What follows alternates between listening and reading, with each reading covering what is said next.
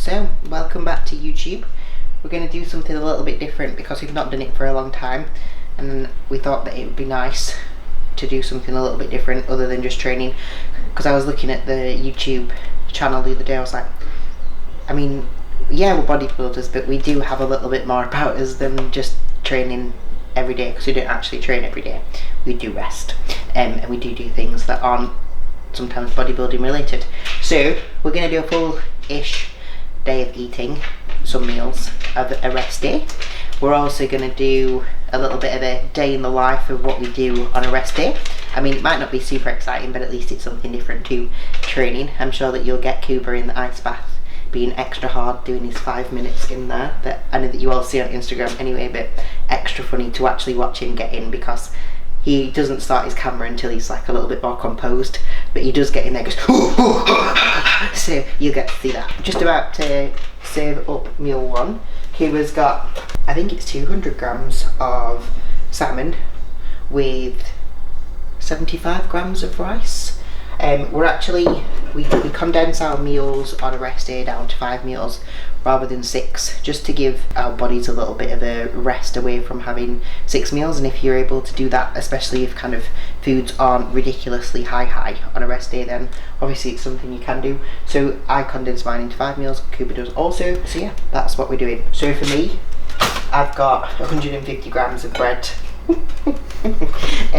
Sourdough bread with 50 grams of rice and 100 grams of chicken, 50 grams of avocado, and a little bit of steak from one of my other meals. So that is meal one. I basically eat a loaf of bread every single day, so you can literally just watch me chow down on loads of bread all day, because we want to have whole foods. And I think lots of people come away from bread because they think that it's a no food, because lots of people do get bloated from bread. For me, in off season, rice is something that actually doesn't tend to go down very well. I feel a little bit bloated with it. I feel a little bit kind of not as hungry with it. So I actually tend to eat more bread because that diet. So yeah, we're basically going to be eating lots of bread. Kuba's going to eat lots of things that make him feel good and digest really well, and that is a lot of rice. In order to understand that, you have to understand that the body has 3 main compartments. So, agenda for today, content day, and a day in the life. Meal one's done, all the work is done so far. Obviously the work never stops, because no doubt I will go back upstairs in my office, get to the work phone, and it's going to be filled with messages again. But the plan now is get in the sauna, get in the ice bath, recover, train hard, recover harder. And I will probably touch a little bit on recovery and why it's so important whilst I'm sat in the sauna, just to kill it at time. So without further ado guys, I will see you in the ice bath in about 20 minutes. Lots of people that I work with in terms of clients, or even just general people that you speak to that do bodybuilding, get very stressed when it comes to meal prepping. I remember when I first started bodybuilding, I used to find it a little bit stressful. And I used to do it in like really strange ways. And if anybody can learn off the back of the things that I used to do, then I hope that it helps someone. But I remember I used to have potatoes, and I used to chop them, and then I used to put them all in different portions on the little chopping board, and then into the oven in little portions, so that I could literally cook my meals basically separate but all together. Bulk cooking is possibly the best way in which you're going to be able to meal prep effectively and it not take up too much time. There's literally no need for you to have to cook every single day. Like me and Kuba, because there's 2 of us, and because we go through food quite quickly from foods being a little bit higher, we do cook pretty much every single day. We both have our jobs when it comes to cooking to make things easier. It works really well, but bulk cooking is your best way, and especially if like you're an only person that's doing bodybuilding, you can literally cook it for 3 days. It will save in your fridge really nicely, and then you can do it in another 3 days, meaning that you can only do it on a rest day, or maybe on one evening in a week and then one evening in a weekend, just to make sure that you're not obviously spending all of your time cooking. And it will save, it will be nice. You can bulk cook your veg literally like with what I've done here, to make sure that it tastes good, but meaning that you're not having to cook all different types of vegetables on different pans, etc. at any one time. When it comes to rice, you can literally just throw it in a rice cooker. That is literally one of the best purchases that I've ever made, and I think that it was only like £15 from Amazon. Same with meat, same with everything. When it comes to bulk cooking, it is so simple. Wait raw, cook it, wait after it's cooked, divide it by the amount to get a certain grammage, and then you can times it to be able to get the grammages that you want. So if I give you an example, if I was to do Cuba's venison and I cooked 400 grams, I'd weigh it raw, get 400 grams, cook it on the pan, weigh it again once it's cooked, divide it by 4, and that gives me a 100 gram portion. You've then got literally all your foods in big containers, get it out of the fridge, put it in your little food bag, walk out the door, and it's literally as simple as that. I think bodybuilding is as easy or as hard as you make it. If you can be effective with your cooking and do it for a few days in advance and not have to do it every single day, I think you're less inclined to stop doing it. I think people come away from bodybuilding prematurely because they think that it's too much of a hassle. If you actually enjoy it, the hassle's worth it as well. So we can talk about it from that end of the spectrum. Or if you want to be effective with it, bulk cook. It is so easy and so simple, and it literally takes, what, 30 minutes max, and you're done.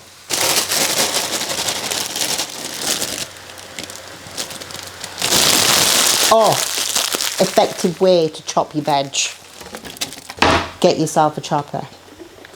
This literally cost me like, I need to wash that a little bit. It literally cost me £12 from Amazon, and that was it. Literally, you chop up your veg a little bit so that it's big chunks rather than trying to chop it really small. Whack it in there and chop it up.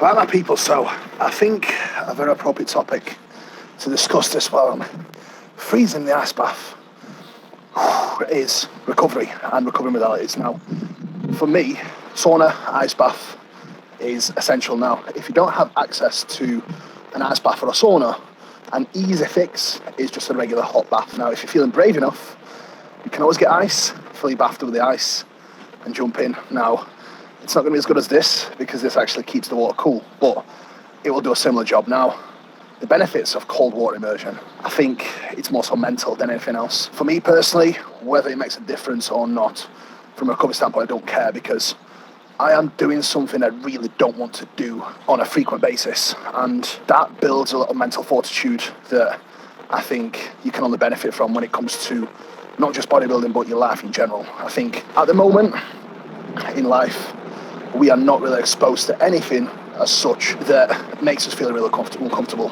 and I think that's a massive mistake many people make. It's like we have survived all them years through survival instinct and our resilience to not only dangers but resilience to weather temperatures and different climates that we lived in. And right now, looking at our life, it's easy. We don't do anything that is remotely hard, yet people are often feeling sorry for themselves in many, many ways. Like, yeah, I understand there's a, massive issue with, various things when it comes to mental health, but I think a lot of that could actually be fixed with taking certain actions to build mental fortitude. I think that is something that's invaluable, and it's something that I had to expose myself from an early age, not down to choice, but more so from necessity, because I've been brought up a certain way and I had to go through certain things. That's almost toughened me up to anything that I can be exposed to right now that could potentially make me feel a certain way. Hopefully that makes sense, guys. Comment below if it does. More recovery modalities that you can take care of is definitely your sleep. I think your sleep is probably the most undervalued tool for any athlete. Whether you can improve it through a consistent schedule, I think that's a big one that many people overlook and, in my opinion, undervalue.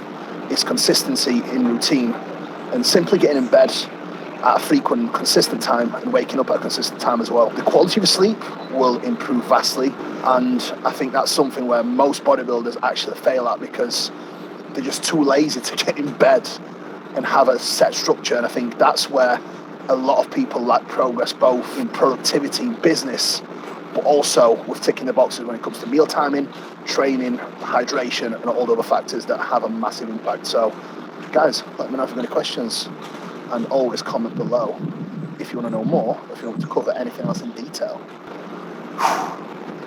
Definitely helps having, something to waffle to. Honestly, I generally do my Instagram stories just to kill the time, because if it didn't, the pain gets pretty annoying. Especially training legs yesterday. Whatever body part you train and you get an ice bath the day after, it hurts that body part even more. So like my legs right now, my knees, my ankles and my calves are burning, but it's all good. See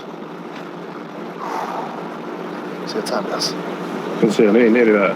Nearly there, yeah? Nearly there. What we're saying? On mine it's 4:50. Oh, wicked. Light work. So you've probably been 5 about, minutes at 5 degrees, let's go. I've actually been religious with this. Especially since coming back from Vegas, obviously I missed it in Vegas. Literally the day I got back at 7 PM, I was like, I'm getting straight in the ice bath. I was like, yes.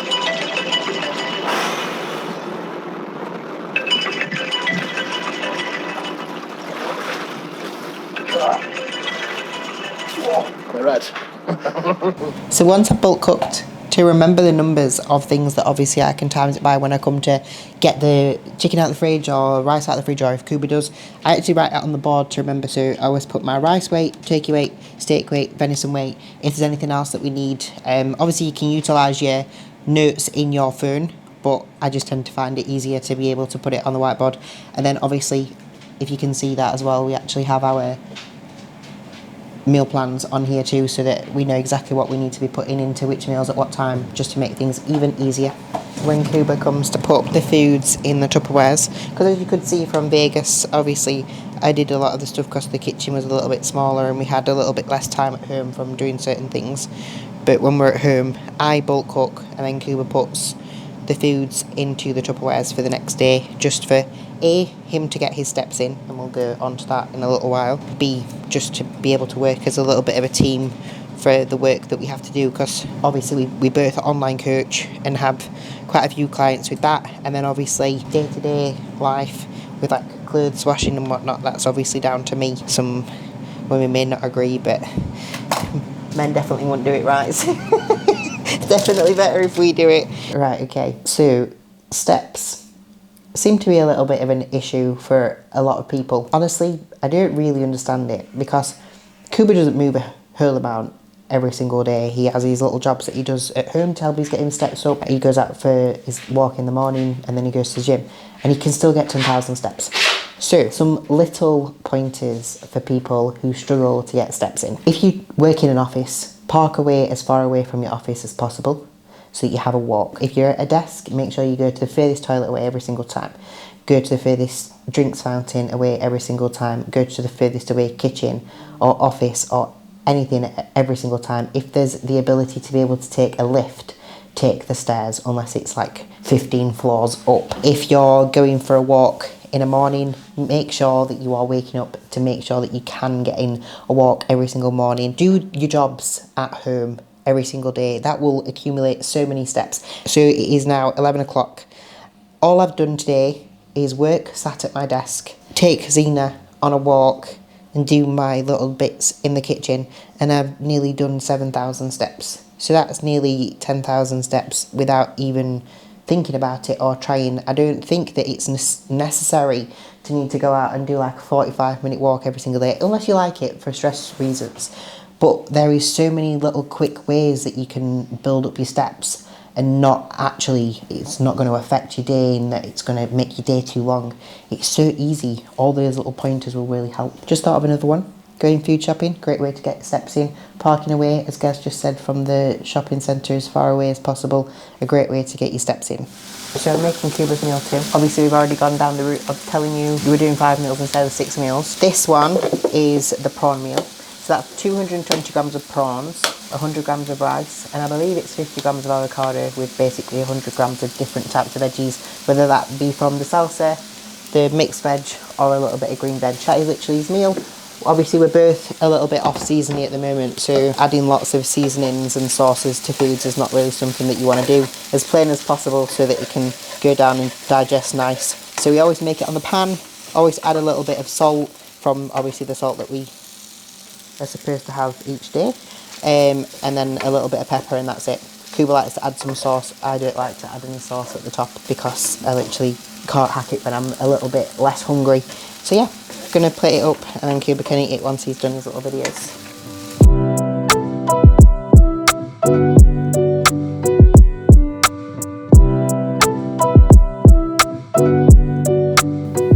remember what your mum said about eating with your mouth open.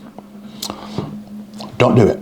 Now, every time I watch YouTube and I see a full day of eating, some bodybuilders tend to take a mouthful and start talking.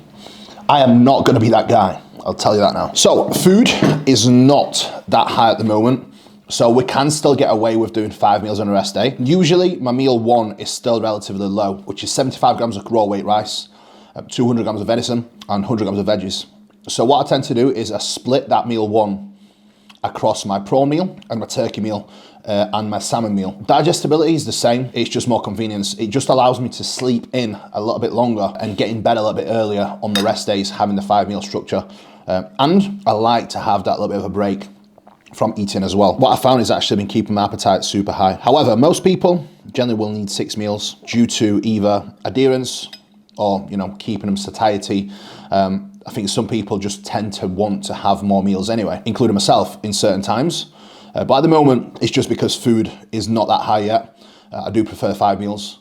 And I quite like feeling somewhat hungry on rest days as well, especially now when, my food is pretty much sitting like 5,200 calories on training day and then 4,200 on rest day. Food isn't low. So this deep into the off season, if I can do something that will allow me to stay relatively hungry, I'll make sure I do that, because the off seasons often get cut short through people's inability to actually eat. The second you ruin your appetite or digestion, that's when off season comes to a stop. So big consideration to make, guys, is whatever you can do to improve your digestion and keep your appetite happy, please do so, as long as it doesn't impact, your food choices, quality of food, or your nutrition uptake, which 5 meals is still, just as good as 6.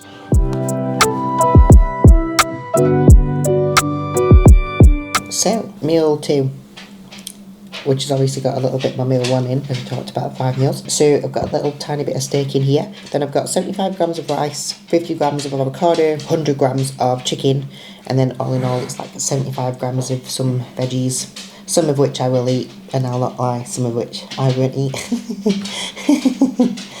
In off season, definitely the want for vegetables is much less, but we do as best just to make sure that digestion can stay in a good spot. But yeah, that is my meal 3. We will be back for meal 4, I'm sure. Yeah, play about with that, get that changed. Now, as far as training goes, pretty decent. It's just she's probably going to have hard work like stabilising herself, doing incline dumbbell press and stuff like that, so you'll have to watch her execution a lot. The upper day session looks pretty decent, yeah. Now, glutes, hams number 2, leg press, hip thrust. Do hip thrust before leg press, then do the leg press. She'll find a much better connection with her glutes on the leg press as well after that. Yeah, perfect.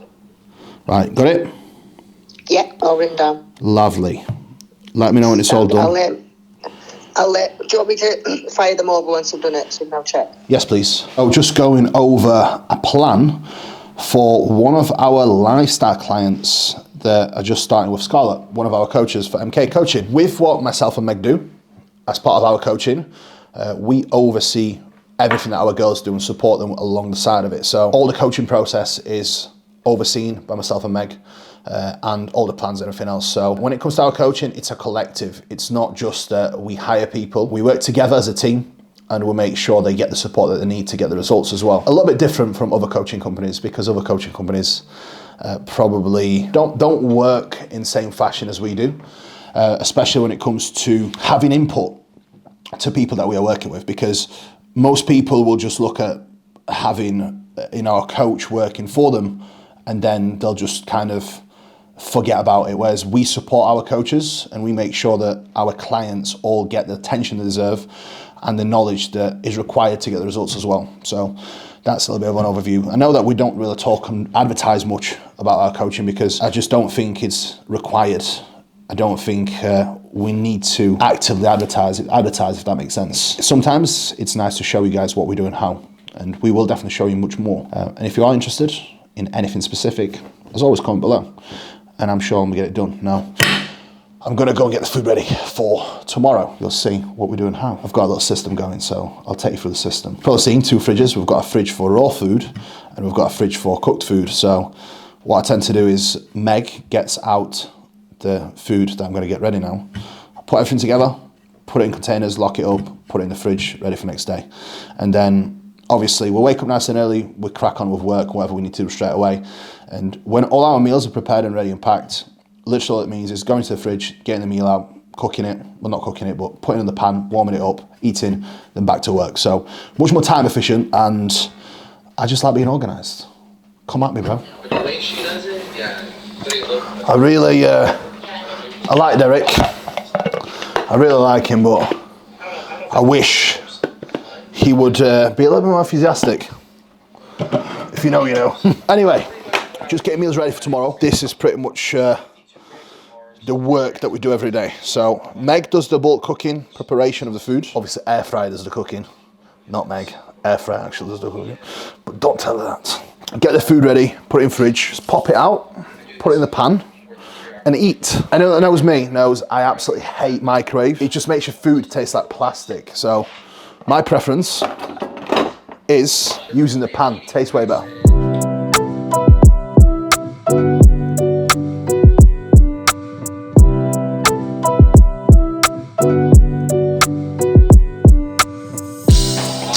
I actually have potatoes with that meal as well, so don't be deceived by a small amount of rice with the venison.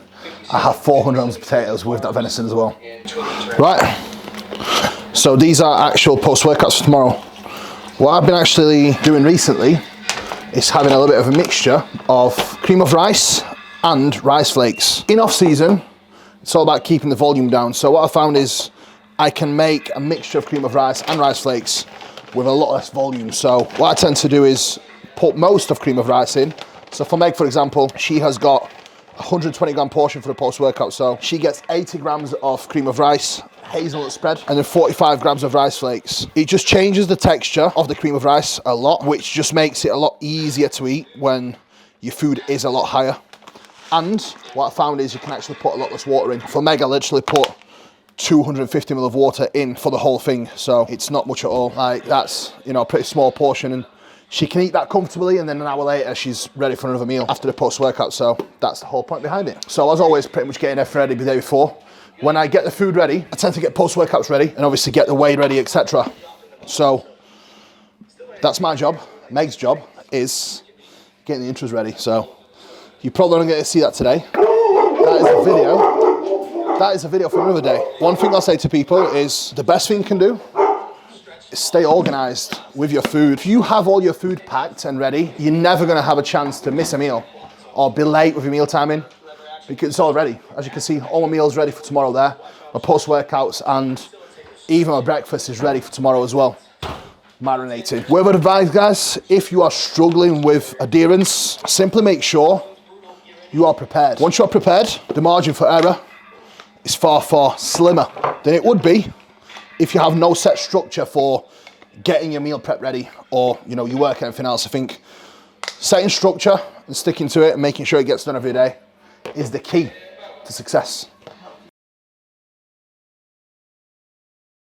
Right, my people, so this is going to be my meal number 3/1. So you already know the drill, what we're doing today. It's quite nice being at this point in the off season and food still going down pretty comfortably. So let's hope it kind of holds and sustains for as long as possible. A couple of things that you can do to make your life easier in an off season setting is definitely be a little bit more selective with food choices. Most people tend to go for foods that are highly palatable, which is foods that obviously taste nice. Now, that is all going well, but most of the time, that food will be processed or even not the best from a digestive standpoint. Now, the food that we always eat, I wouldn't say it's bland. I would say it's always based off what we know will give us the biggest bang for our buck when it comes to micronutrients, but what will also digest the easiest and give us what we need in terms of calories, good quality calories, making sure that we don't get no distension, and food still tastes relatively good. So it's a mixture of all these things. Like, don't get me wrong, we could be eating something that, you know, tastes a lot better than this, but would it digest as well? Would it have the same micronutrients? Would it have the same macros even? It definitely wouldn't. So you have to take consideration digestibility and your ability to sustain that digestibility over a longer period of time, and your appetite as well. I do believe that cleaner food sources, which is always more quality food sources, allow you to keep a much better appetite. What I've always found is eating higher palatable food tends to skew the appetite much quicker. And then you kind of lose the appetite for the good food, but all of a sudden you are craving pretty much every poor food that you can actually see in sight. So definitely something that you can consider when you get deep into the off season. And a lot of this will probably come down to choices across your off-plan eating as well, because I do think that also plays a massive role with protecting your appetite and digestion as well. So meal 3, okay, we just put his on the pan because he's going. 100 grams of rice with 200 grams of turkey, 50 grams of avocado, lots of vegetables. And then I've got literally the same meal as what I just had. So that's 75 grams of rice, 100 grams of chicken, 50 grams of avocado and vegetables. Cooper also has some pineapple with this, I think. 100 grams of pineapple, but it's not on the board. So I'll have to add it to the board. And then we're going to tell you what we're going to have for the other meals, because you won't be here. So for his last 2 meals, we have a mixed array of things depending on how we feel on the day. So on our meal plan, we have set in there like oats and cream of rice and mixes of those with obviously whey, fruit, berries, etc. But if appetite isn't feeling fantastic, we go down the route of having some kind of gluten-free cereals. So sometimes we've been having some gluten-free bran flakes or gluten-free rice pops. We have the gluten-free ones literally because, not because I'm gluten-free, but because we eat so much, and especially heavily carbohydrates. I actually find that if I don't utilise things like that, especially when it comes to things like cereal, it does sit quite heavily on my tummy.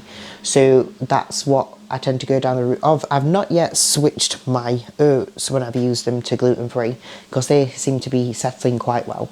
But yeah, those are like the mix of things that we do. So for me, for example, my 4th meal, which will be my second to last meal, I will do 100 grams of oats, 30 grams of whey, 20 grams of dark chocolate, and then 100 grams of berries. My last meal, which I've been doing since I came out of hospital because my appetite wasn't the best, I've been doing 5 Weetabix with 10 grams of bran flakes, because it's nice to mix the kind of crunchy and sogginess together. That's what I've always done. When I was little, I always used to put cornflakes on top, because that used to be incredible. Then put some sweetener on, because it's just nice with sweetener. Then I put my whey as a little shake and pour it on. Then I have 100 grams of banana, 100 grams of berries with 20 grams of dark chocolate, and that is literally my last meal. Kuba's been doing a mix of things, whether that be his cream of rice meal that's actually on there, or sometimes again either some cereals. But we won't have cereals both times. We will literally just have a natural cream of rice or oatmeal one of the times, cereals the other meal, and it tends to finish the day off nicely. I literally couldn't eat 2 meals of either oats or cream of rice because it's way too much, but I also don't want to have savoury for every single one of my meals because it's not something that I'd truly enjoy. So that's why I have some cereals. Talk shit for about 5 minutes now, all about cereals, but that's literally what we do on a rest day. I'm going to prepare what my last meal looks like so that you can see it.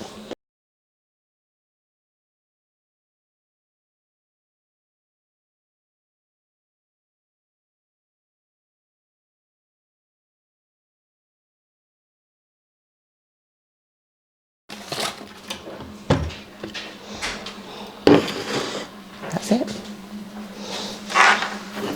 The last meal looks not very appetizing, but it is really appetizing. And I'll add my whey, a little bit of stevia, and that will be the last one.